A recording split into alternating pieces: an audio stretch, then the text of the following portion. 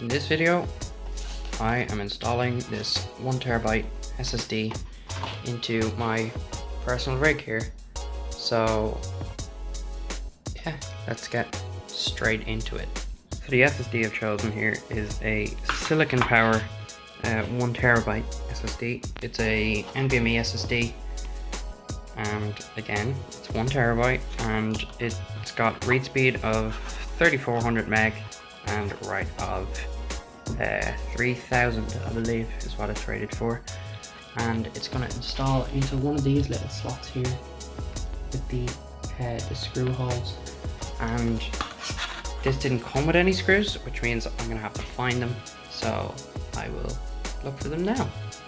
So right here are the screws I need. This one is like the standoff for the screw. This one is the actual screw itself.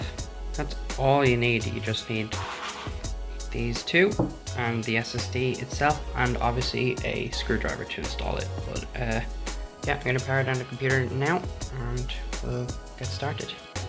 So I have the slot up here, and you can see these four standoff areas here.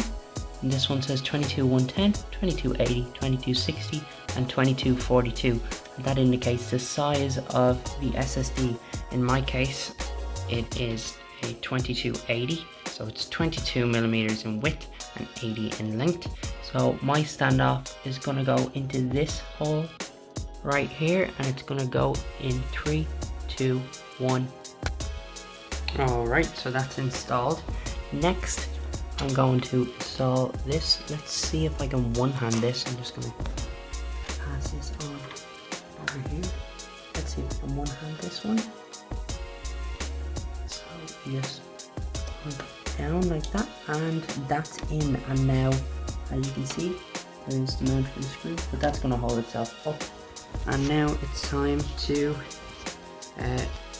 screw in the SSD. Okay, one-handing this is going to be a lot harder. Let's see if I can do it anyway. Come on. I can totally one-hand this one.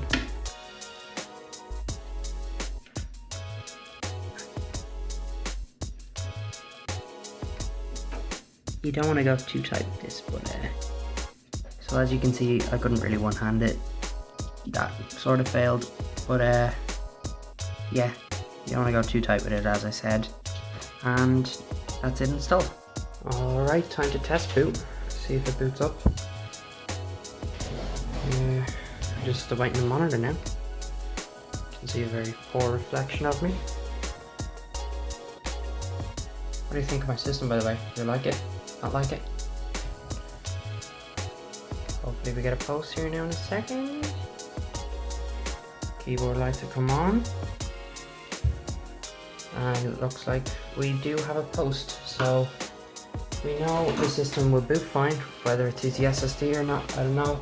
Normally you'd go into the BIOS for this, but I'm not bothered. So let's just wait and see if I see it in Windows.